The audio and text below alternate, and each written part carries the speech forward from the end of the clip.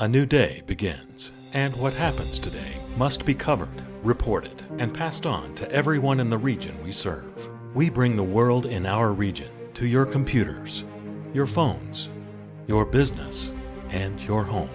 We cover news of the day and life as it exists in your world. Who are we? We are HD Media, trustworthy and always here for the times we live in.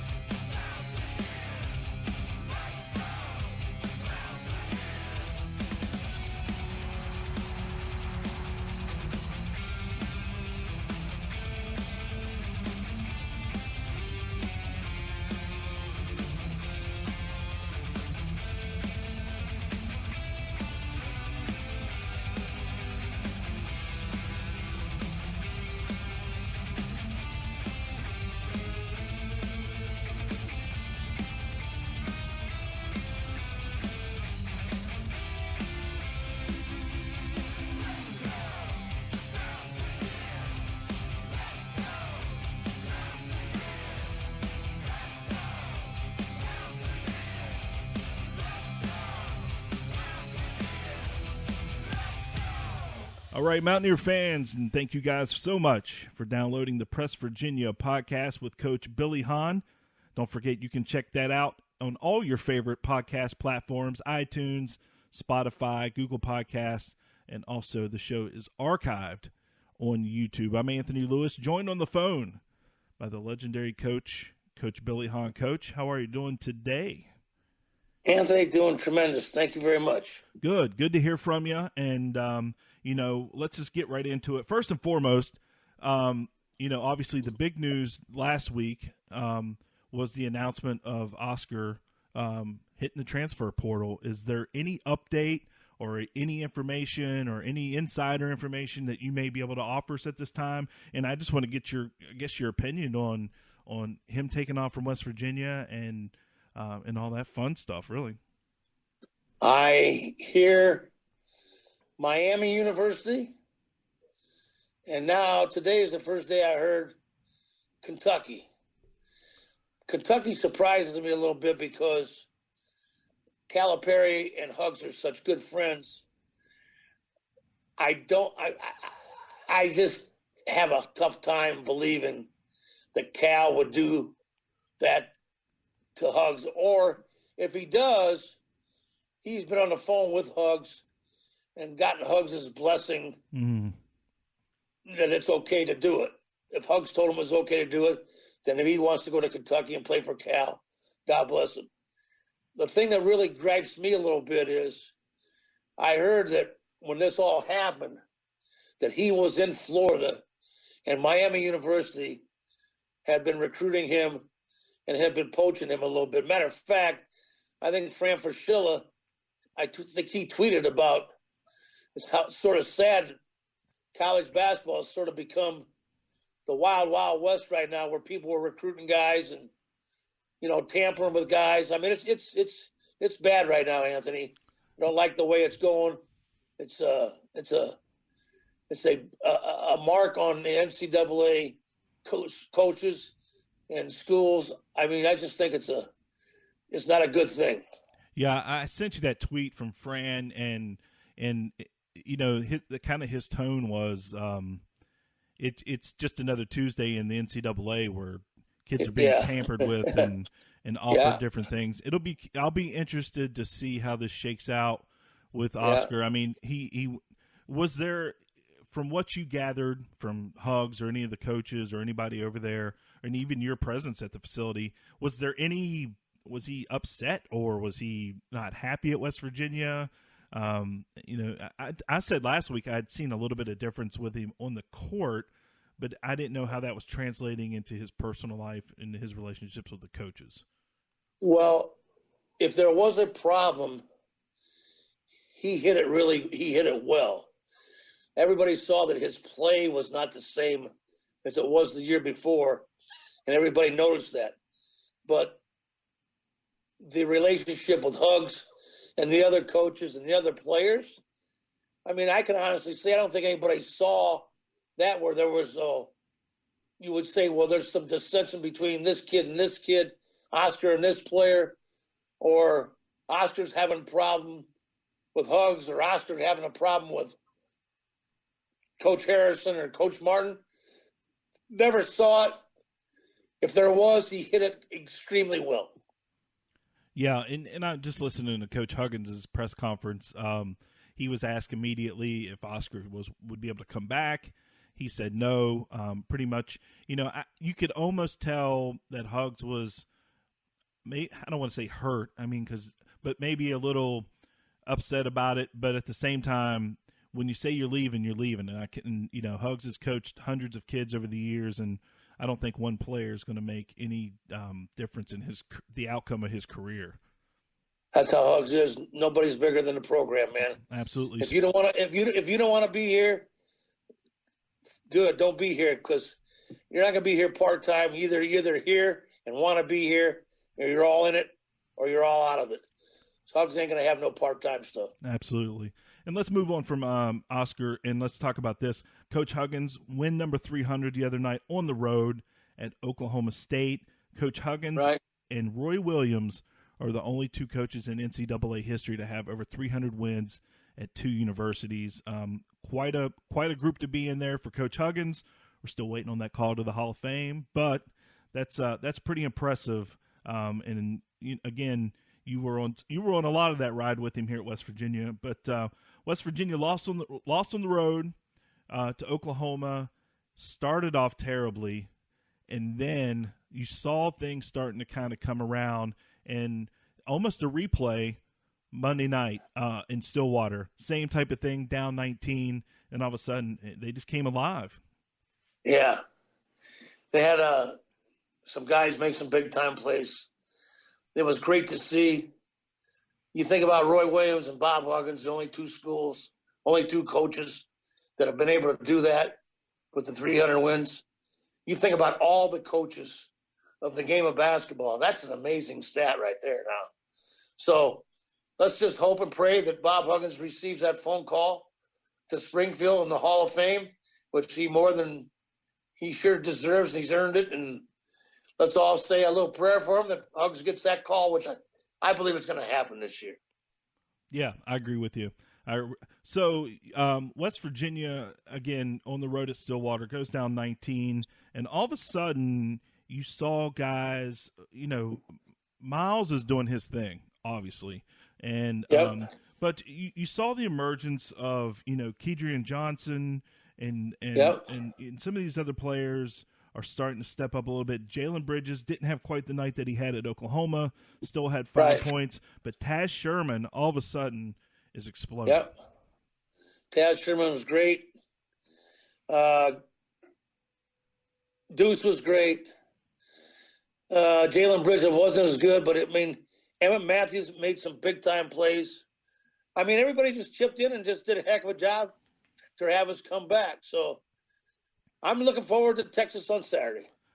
So let me ask you this. With Oscar gone, what does this mean for Derek Culver now? Obviously he's a walking double-double, but what does this mean for him offensively under the basket? Gives him more space to operate. It's not going to be two big guys together, which I thought it crowded things up. It's going to be 4 out of round one. He's got to handle double teams because people are going to double team him, and he's got to be able to pass out of double teams. But I think it's going to help Derek. He's averaging a double-double, 13 points and 10 rebounds. How many guys can say they're averaging a double-double? But he is. So I think it's going to help him, to be honest with you. Coach, last year I went to practice with you, and at the time Brandon Napper was there, and Brandon's body language was just bad on the court. And I saw you, not even as a current coach, call him to the side, tell him to keep his head up, his chest out, and I'm hoping you get back to practice because I'm hoping you can have that same conversation with Derek Culver. he almost, would you agree with me when I say he wears his emotions on his sleeve and maybe a little bit too much during the game? Well, if you were beat up on like he's beat up, Anthony, and you're double teamed every time, and you're running down the floor, and people just step in front of you while you're running down the floor to take charging fouls, you'd be a little bit puffy too. Now, Right. I mean, that would get under your skin a little bit. I mean, you're ready to bust somebody's tail, man. Yeah, That's hard to take. I agree. So, I agree. I'm sure Hugs is working on it, but he's fine. He'll grow up. He'll fight through that. He'll learn to live with that. And by no means am I trying to downplay his game or Right. I think he sometimes when I watch him, especially late in the game, I would like for Yeah, him he's just his to worst. kinda, Yep, he's his worst enemy. yeah, get past that a little bit, because I think it would benefit him a little bit more in the long run if he just didn't let that come out. Let me ask you about the Fairmont native, Jalen Bridges. What do you think about his emergence this week, and what's the limit for him? Where's the ceiling for this young man? I think there's no ceiling on this kid. I think he's got 5 years left. I think the NBA, believe it or not, the NBA is his limit. To be quite honest with you, he's that good. Yeah, he can do everything. He can shoot it. He can rebound it. He can pass it. He's a good player, man. The ceiling is non-existent for him. I think he's got a chance to be here 4 more years. And he'll be fine. He'll be an NBA player someday. That's my prediction. Absolutely. Well, Coach, let's take a quick break, because on the other side of the break, the legendary Deshaun Butler is going to be joining us. But before we do, write this phone number down, 681-231-2632. Again, that number, 681. Let me start that over, 681-231-2632. We're going to do the Dell Sparks text-to-win trivia question. I'm going to ask a trivia question in the next segment. The first person to text the correct answer will win an 8x10 from the Dell Sparks collection. And after we come back, the legendary Deshaun Butler will be joining us on the phone. We'll do that after this. You've been in an accident. It's time to call Warner Law Offices. We've recovered millions and millions of dollars for car accident victims. Don't settle for the insurance company's low offer. Call us today. No upfront cost, free consultation, and no fees until we win your case. Warner Law Offices, when you need justice. Bobby Warner, now's the time. Call 345-6789.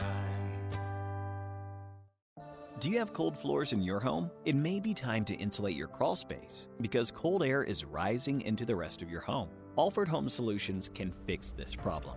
Go to alfordhomesolutions.com today to book your free insulation estimate. We'll examine the floor and the walls of your crawl space to see where the cold air is coming in. And then we'll block it out with one of our exclusive insulation products, so we can make your home more comfortable. Winter is coming. Don't wait. Insulate. Yo, what's up, Mountaineer Nation? It's John Flowers, a.k.a. J Flow, and you're listening to the Press Virginia podcast with Billy Hahn.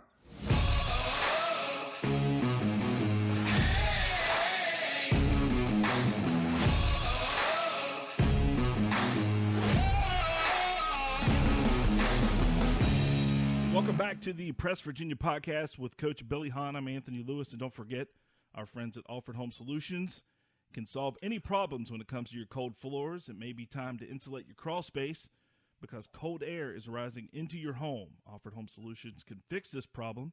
Go to alfordhomesolutions.com for a free estimate. Winter is coming. Don't wait. Insulate. And joining us on the phone is Mr. Deshaun Butler. How you been, Deshaun?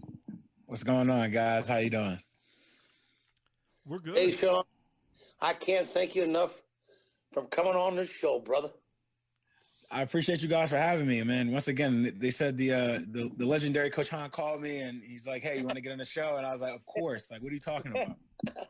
Yeah, a legend in my own mind. And mine's too, baby. So that's two more than I am and other people's. So there you go. Hey, Deshaun, tell our listeners what you've been doing since you go from graduation, when you stopped playing for Bob Huggins and the Mountaineers. Go from there and take us where you've been and what you've been doing. Right. So I was very, very fortunate to get drafted in the second round to the Miami Heat, and I get to Miami, and I can't really play because I'm still injured. And during my time there, someone else gets hurt, and they have to release me, but they allow me to stay there and work out and rehab. And in between that small time, the San Antonio Spurs signed me, and they asked me to come up. I went out there and worked out with Jacques Vaughn, and he basically was like kind of like the go ahead for me getting my signing. So I worked out with him and ended up getting signed to the Spurs, and I finished the rest of that season with the Spurs. Right. And that was I mean, they gave me an opportunity, but it was also more or less like, to get me back on my feet because they had a lot of respect for me, like, and how I finished my career out, and they understood what I was going through at the time. So they picked me up, helped me rehab, helped me get in shape, helped me get better. And I always I'm very grateful for the Heat and the Spurs for the situation I was like put in. That was like it was a great time, and I learned so much about basketball with those two organizations. Right. Tell me, I personally like to know a little bit about, compare Popovich to Huggins. They won't hold any punches, and they don't care who they talk to. Like Huggs he'll get his point across to regardless if you're the best player on the team or not. And he also knows when to like take a step back and not jump on people's backs as well. So they're really good at being player coaches in that sense, both Huggs and Pop. Like I remember my first time, like I said, I got to San Antonio, I want to say maybe in March. Right. And, I mean, we're getting close to the playoffs, and the playoffs start, and the playoffs are we're playing against the Memphis Grizzlies. And the very first game, Zach Randolph goes off, they win, and we get to the film room. And I had really never been around a team. I'd always been by myself, working in individuals and getting shots up with some of the guys I knew that didn't play as much. I never really was around the team as much. And this is my first time being around the team in the playoffs.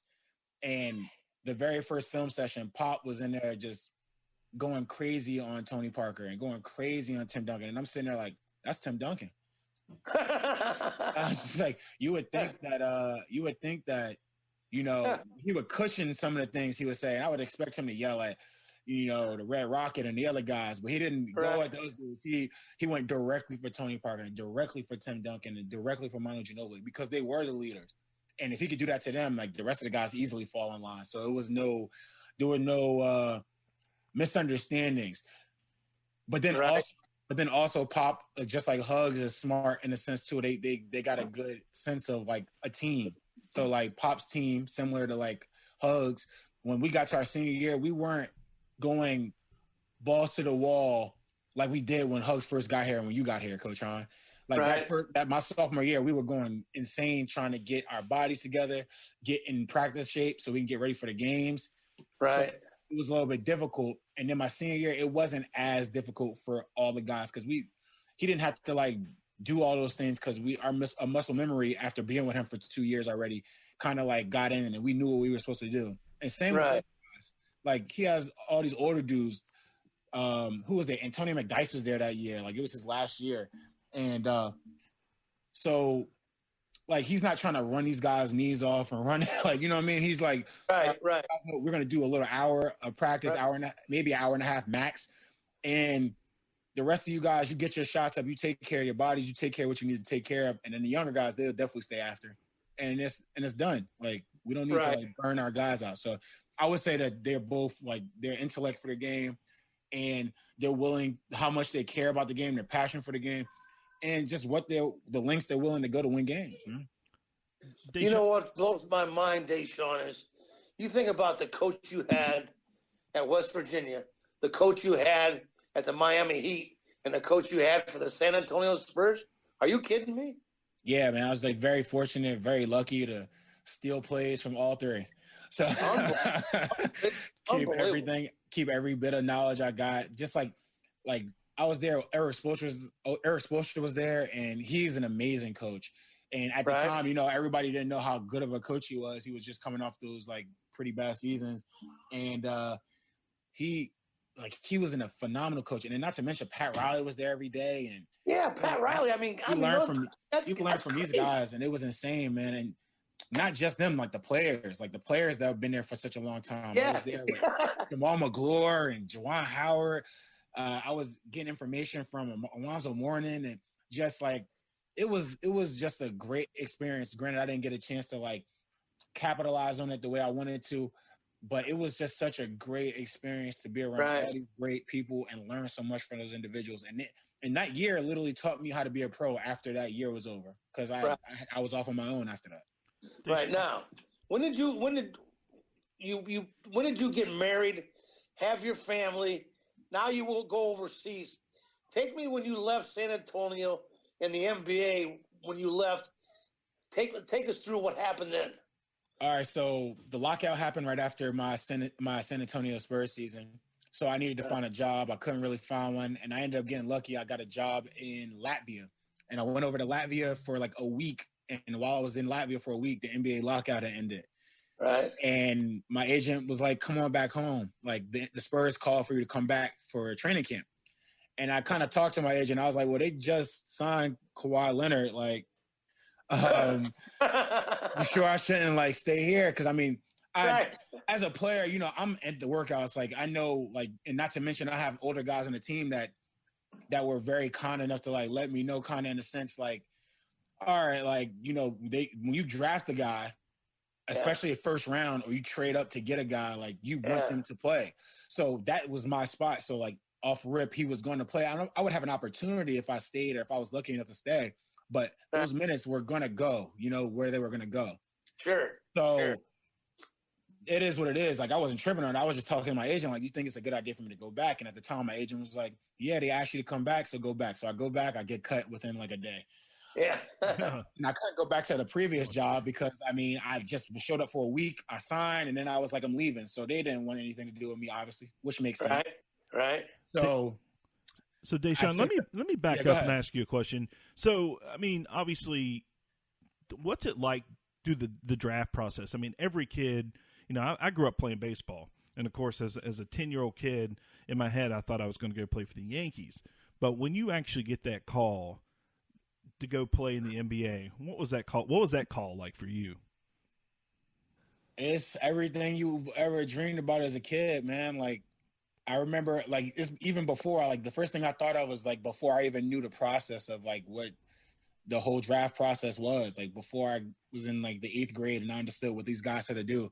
Like, the first thing I thought about was, like, all those times me in my backyard as a kid, playing by myself, no brothers, no sisters, just me and the basketball. Like, those are things I thought of. And I'm like, I actually did it.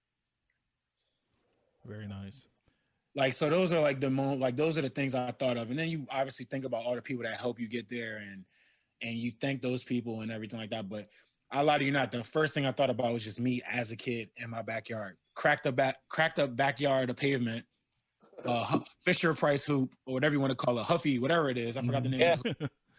Filled with water at the bottom of it. Shooting in the rain, shooting in the cleaning the driveway out. I mean, cleaning the backyard out full of snow and getting shots up. Then terrible basketballs, all that stuff. Like it just made me think of those days. So, and what you did it for, like why you continue to do it, like. So take me now back to Europe. So now after I didn't get my job back, I end up going to the G League, and at the end of the G League, I get hurt. And then that's when I get a chance to go hang out with you as a GA for a year. Yeah, that was awesome. Which was very awesome. And within that year, I mean, it helped me realize two things that made me realize that I really, really, really want to coach when I was done playing, and how much I missed playing basketball too at the same time. Right. So at the end of that year, my new agent had given me a call, and is a friend of mine, and I talked to him, and he was basically like, "Do you want to play still?" And I did. And he's like, "If you can get in shape within a month and a half, then there's a place that wants to fly you out for a workout and see how you look." So I was like, all right, fine. So I get in shape and worked out for a month straight and did what I was supposed to do in the court and in the weight room. And I get on this plane to go to Belgium. And I go to Belgium and I work out with the group of like 10 players, because we played 3-on-3, 4-on-4, 5-on-5. Like we're in the gym for like 2 hours playing. Right. And then after the 2 hours are up, like they let me know, like, yeah, we want you to be there. So I go home so I can get my things together. And right after that happened, I mean, my son was born. So yeah, my girlfriend at the time, she was pregnant, and Right. when I got the job, I came back and it was like my son was born. So it was like awesome, perfect timing. I need a job. So No doubt. Yeah. so geez, like that happened. My son was born. I was here. I was back. I was in West Virginia for like another couple more months. I would say 2 more months, 3 more months. Yeah. And I was off with my family to go to Belgium, and I played my very first season overseas, the first division in Belgium. And your wife and your son, they were with you in Belgium. Yeah, man, that was my son. My son was only 2 months. I think he was like 2 months old when he got to Belgium for the first time. That's amazing. That's awesome. Yeah, man, it was great. It was a great experience, man. One of my favorite teams that I played on. Great coach, Brad Dean. Learned a lot from him. Right. Had a blast with some of my teammates, guys who I still talk to this day. Like, it was an experience, man. Yeah. So and it also led to more basketball. Take me. No, go ahead. Take me from Belgium. Oh, from Belgium, I went to France and enjoyed that, and I brought my family to France with me, and we had a good time and enjoyed France and the bread and the champagne, and yeah, it was in the Champagne region. Right. DCRB, Devin Ebanks and John Flowers got a chance to play there for a year as well. Right. And then I went from France, and because of how well of a job I did in Belgium, and the coach was familiar with my coach in Belgium, I got the job in Germany, and I stayed in Germany for 3 years. Yeah, you had 3 years in Germany. Okay. Yeah, it was a lot of fun. My family loved Germany. I had my second son in Germany. Well, I didn't have him. My wife did, but we had our second son in Germany, Donovan, who's an official German baby. Right. And we just enjoyed our time there. And after that, I was fortunate enough to go to Israel, and I went to Jerusalem my very first year in Israel. Wow. Yeah. And I was there. I played in the Jerusalem team with a great coach, Oded Katash, who was amazing. And once again, like everywhere I've been, like I had to learn this from the time I was at West Virginia as a GA. Like I decided to take every opportunity to learn every bit of basketball because I knew I wanted to coach when I was done playing. And every coach, whether it be in Belgium, France, Germany, I took a little bit of something from those guys and learned something from them and tried to keep it with me and try to remember that, because wherever I was going at this point in my career, I was like an older guy on the team. You know, I was a leader. So, you know, you take those, like when I first got there, obviously I was in a team with guys, the average age was 30 on my team. And I was like one of the youngest guys on the team. Yeah. And then I go to the next team, there's the average age is like 30 as well. And then I get to a team where I'm like the oldest guy on the team in Germany. Yeah. And then I got to start taking a leadership role. And, you know, you learn these things like from your coaches or what they say, and you just learn a lot over there in general as a professional anywhere, regardless. But it's over there I learned a lot. So, and I was in my last year, I decided after leaving Jerusalem, I ended up going to Israel one last time. The team was called Beersheba, where I had a coach that was similar to Coach Huggins. Right.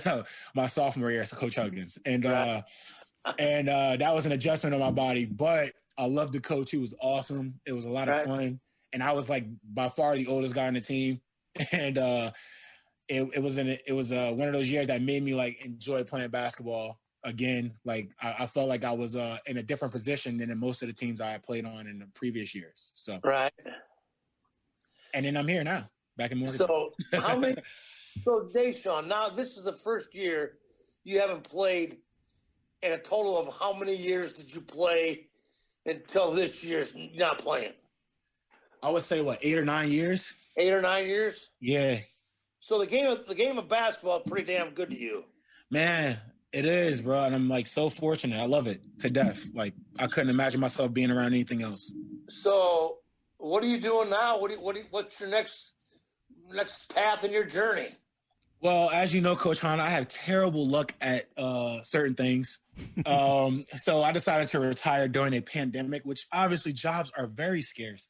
So at the moment right now, at the beginning of the summer, I decided I was going to, if I was fortunate enough to find a job somewhere as an assistant, as a volunteer, or whatever, I was going to go finish my last year of grad school. So, because I did 1 year of grad school and it was a 2-year program. So, in the summer, I started taking classes, and I'm still taking classes. Obviously, right now it's a break, but so far I've had, I want to say, 4 classes, and I have 2 more classes until I graduate with my master's. So I was planning on doing that while I was working or intern, whatever the case may be, anywhere. Right. But instead, I mean, I'm just doing that full time. I'm just taking the classes and finishing up. So right. So when this breaks, and usually in the springtime, exactly, that's when everybody changes jobs. People get fired. New coaches are hired at places. I mean, there's a lot of turnover. Exactly. So hopefully, this coronavirus will be gone by April or May, and there'll be a lot of job happenings, and that's when you're going to be out there having hugs and everybody try to help you get a job. Yeah, man, but everybody's been helping me as well. I mean, Coach, you know how it is, like, especially now, like the climate, everything like that. Yeah. You know, you got to use your resources and talk to as many people as you can, meet new people, or even if you can't meet them, just talk to them via text message, phone calls, things like that. So I've been doing the best I can to network and just make new friends and meet new people, basically the best I can from Zoom calls and stuff like that, and just try to build that foundation. So, Dave, you think your journey is college coaching or NBA coaching? Honestly, I really don't know yet. I really would love to go coach in college, and who wouldn't want to coach as a pro? I mean, my goal would be to be to be in the best situation I could possibly be in, like whether it be pro or college. But I mean, I know, and there's very big differences. I love the pro game because, I mean, obviously, you know how it is. It's a simpler thing. You know, you don't have to really deal with classes and and recruiting and eligibility and all that stuff. Like, you just got to worry about your job. So there's easier elements to it. At the same time, the game is the game, and you have to be able to, you know, teach the game.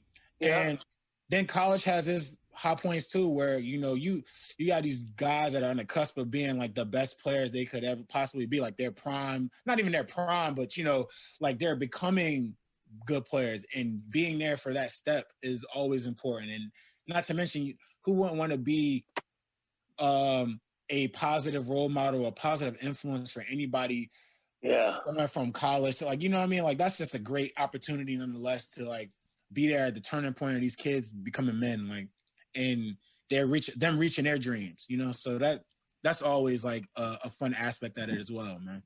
Well, the best thing that's happened to me after 40 years of coaching is just what you're talking about. The phone calls, text messages, emails, everything that I get from former players just blows my mind. Now, every place I coached, I mean, my Maryland players get a hold of me. My Ohio University players get a hold of me. My LaSalle University players get a hold of me. Not even just players, Coach. Look about all the managers you like. You kidding me? I bet that's what I'm saying. Like, and you, of all people, like, I've known you since I was like 14, Coach. Like, I've run into you numerous times through AAU and so on. So like, you know, that's just like years and years of like knowledge and years of you being in the game. Of course, people want to get as much information or as much help as they can from you. So, well, I can't thank you enough, my man. I know, Anthony, you have anything else for Day? Actually, I do. I need to go back. Ahead. I need to go back about 10, 11, 12 years now. Oh, Deshaun, give me your best Billy Hahn story. Oh, boy. Best Billy Hahn story. Or your favorite. Oh, can I talk about these on here? Yeah, you can talk about it. Hell yeah. All right. Let me see. So, all right, cool. So, like, I have 2. I can just sit there. And it's like, these are 2 of my favorite things I always tell people about Coach Hahn in general. But I have 2. So, Coach Hahn would always we would play certain teams, but Coach Hahn always had the Notre Dame scout. And they wouldn't let anybody else get the Notre Dame scout except for Coach Hahn. And Coach Hahn would get the Notre Dame scout, and he'd come into the room, he'd have his paper in his hand, and he'd go, fellas, this is a pretty damn simple game.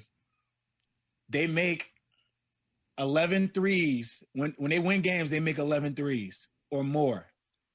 When they lose games, they make 6 threes or less. fellas, this is a pretty fucking simple game. And that he'd always start the scout out. And even if we beat them the last time, he'd be like, listen, this is a pretty fucking simple game, fellas. Yeah. And he'd always start it off with that statement every time. Scouts I over. love it. Go to practice. And then my other favorite one would be if Coach Hahn is like in practice and he's walking by and you're shooting and you're freaking short. And he'd look at you and go, hey, I don't know if you heard this, but your girlfriends will probably tell you this. Never up, never in. And then he'd walk off. He'd walk off and look at you in the corner of his eye and start laughing. Those are my two favorites, Day. I'm telling you, man, Coach Hahn he was hilarious, and he always kept you engaged and intrigued. And it never came at you with a overbearing, I know more than you vibe. It was always level, like eye level, like a respect. Like he'll joke around with you, he'll talk to you and keep it real with you. It's never like you do it because I said do it. It was always like, I'm trying to tell you from experience. Yeah. This is what I've seen. Like, trust this, and this is what will happen. And those things did happen. And man, like if anything, like he was probably one of the best like life teachers I had at WVU. Like it was necessary. It was grown man talk, and he was the guy that gave it to us. And that's probably why he still gets all the text messages that he was just referring to. Yeah, definitely, man. Like you can't, man. At the end of the day, you can't run away from that kind of stuff that he was teaching you, man. It always comes back, and you're gonna remember who taught it to you. So it'd be smarter of you to continue to seek that information and continue to learn more and more about things, because it's always coming back one way or the other. Good stuff. Well, Deshaun, thanks so much for joining us. I can't thank you enough, Day. This is awesome. Thank you. Man, no problem. You kidding me? I was happy to come on here, man. This is my guy, bro. And don't forget, listeners, love you, brother. Make sure you swing by and check out Deshaun's. He has a podcast as well with John Flowers and Kevin Jones.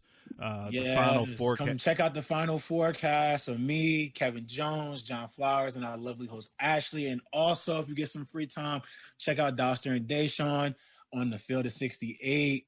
It's a new network company that's talking strictly college sports basketball. So please check me out. Show some love. Good stuff. All right. Well, thanks so much for coming on to the Press Virginia podcast today. We appreciate it. Thanks for having me. I appreciate it, bro. All right. Take care. All right, you guys. Be good. See you, Day. See you. The legendary Deshaun Butler joining us from Morgantown. It's good to hear he's back in Morgantown. And, he never steered clear of Morgantown or even West Virginia whenever he was, still playing overseas. He was back every summer, back with the teams, and they do the alumni game and all that fun stuff. So it's good to catch up with Deshaun Butler. He's a true Mountaineer. I know that. Well, first and foremost, West Virginia. First let's get into this. Here's this week's Dell Sparks Collection Text to Win question. Don't forget, here's the phone number, 681-231-2632. Again, 681-231-2632. All right, this week's question. Who did Deshaun Butler hit the buzzer-winning shot against in the Big East tournament? If you know the answer, give us a text, 681-231-2632. On the way to the Big East title, West Virginia beat a team, and Deshaun hit the game winner at the end. Who was that? 681-231-2632. All right, well, first, Coach, I wanted to get your reaction. This week, the NCAA came out and said that the entire tournament is going to be held in Indiana. What were your thoughts when you saw that go across the ticker? Well, my first thought was this. Of all the places to hold the Final Four, this Indianapolis, Indiana is a great place because they have so many venues right in Indianapolis that they could use to have the event in Indianapolis. I think there's like 6 or 8 of them. They can even use some high school gyms area that I don't know if they're going to have people there or not, but I mean, there's high school gyms in the Indianapolis area that seat 5,000-6,000 people. They're like small. They're better than colleges, to be honest with you. So I think it's a great idea. I just hope and pray that there will be an NCAA tournament, which we were not able to do last year that we can hopefully have it this year. But I think it's a great idea, Anthony. Yeah, it's good to see they have a plan in place. It's good to see there's a little bit of planning. Yep. Because we don't know what's going to happen over the next few months. So it's good to know I'm going to be able to take a few days off, have a few cold ones, and watch some basketball games. All right, this week West Virginia on Saturday takes on Texas at home. Obviously West Virginia split on the road this past week, but West Virginia and Texas at home. I tell you what, Coach. I watched Texas last week. That's a good basketball team. They're ranked 8th this week. Hell of a good basketball team. They were on fire shooting threes. Yeah. The rankings came out. They are number 4 now. Okay, they moved up. All right. They moved to 4. We got Gonzaga at 1, Baylor at 2. I forget who's 3. Texas is 4. Kansas is 6. We're 14, and Texas Tech is 18. So Baylor at 2, Texas at 4, Kansas 6, West Virginia 14, Texas Tech 18. So Texas has moved to number 4. They literally went to Kansas and beat Kansas at Kansas. They gave them the worst loss in the history of Kansas basketball and at Kansas. I mean, they just whipped up on them. So obviously they haven't played since then. They're coming in here riding high on their high horse. I personally like it that way. I think coming off a big win like that, they've had a week of people not only locally in Texas, but nationally. They've been a hot topic. They've been plastered everywhere in the papers. Our players, our coaches have seen that. Their players, their coaches, how are they going to put up with that success? Mm. Will they come in here on Saturday at 1:00 in the afternoon, Saturday, and will they be ripe to upset and to beat? Personally, Anthony, I think that plays in our hands. I think us winning at Oklahoma State and coming back from being down 19 points with 11 minutes to go and winning that game is giving us great confidence. So we took off, came back on Monday night, took Tuesday off, and then practiced Wednesday, Thursday, Friday, and Texas on Saturday at 1:00. So I sort of like this. I like what's happening, to be quite honest with you, Anthony. Yeah, unfortunately, they have to turn right around and head out to Baylor a couple of days That's correct. later, and Baylor's tough. They got we got Texas Saturday. Then we got at Baylor on Tuesday. 2 of the number 4 team and number 2 team in the country. So you got 2 and 4. Then you come back again Saturday against TCU. Then Oklahoma State at home. I mean, it just doesn't stop in this league. I mean, it just doesn't stop. Our conference it just doesn't stop, Anthony. It's crazy. It's night after night. It's night Yes, after night. yes. Yeah, my theory is you got to defend your home court and try to win and split on the road throughout the course of your season. I know expectations are high for West Virginia, but you got to be realistic. And going on the road to Baylor is a tough road. But you never know what's going to happen with this team. There's been a lot of shakeup in the roster, and there might be a little extra pep in their step. So maybe that this past week the road won't seem so so tough to this team now that they've been able to come back from 19 with 11 minutes on the road. Yep, I like this, Anthony. For the rest of January, starting this Saturday against Texas, game Saturday against Texas, through the month of January, we've got 7 games. And out of those 7 games, 5 of our games are at home. We're only at Baylor and at Kansas State on January 23rd. Mm-hmm. There are other 5 games against Texas, TCU, Oklahoma State, Texas Tech, and Florida are all at home. I watched the Gators. I know the Gators have seemed to have had our number in this SEC Big 12 matchup. I watched Florida the other day. They didn't look too impressive. So, but we, again, we have to get past Texas and also get past Baylor. So I'm looking, honestly, I think I'm looking at a split in the next 2 games. That'd be nice. Just me being realistic. But Yep. again, I think you should be able to upset Texas on your home court. That'd be nice. That'd be really nice. For the guys and for all the fans out there on Monday night that was watching our game when we were getting our butts kicked, a lot of people it got late. I think a lot of people went to sleep, and they woke up and they couldn't believe that we came back and won. Yeah.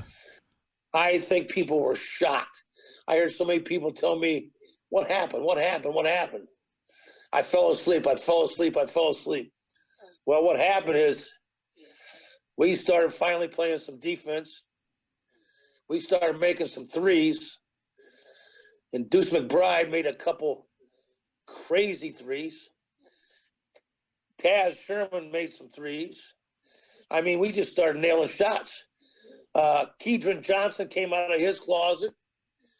And Keedron Johnson was unbelievable. He made a couple great plays.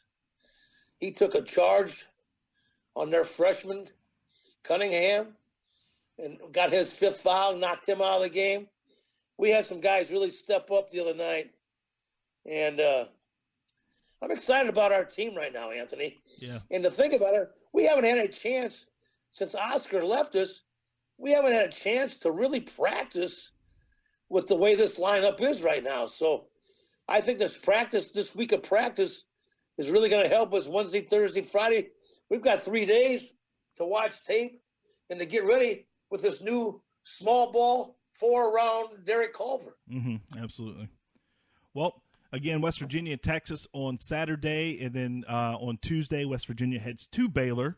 And we want to take this opportunity to say thanks to Deshaun Butler for coming on the show this week, and also to our sponsors, Offered Home Solutions and the Dell Sparks Collection. And don't forget, you can swing by the official merchandise page of the Press Virginia podcast at pressvirginia.com. Any final words, Coach? I just always say this. Great day to be alive. Count your blessings. If you're praying, you're not worrying. If you're worrying, you're not praying. Mountaineer fans, we'll see you next Wednesday night at 6:30 again on Press Virginia.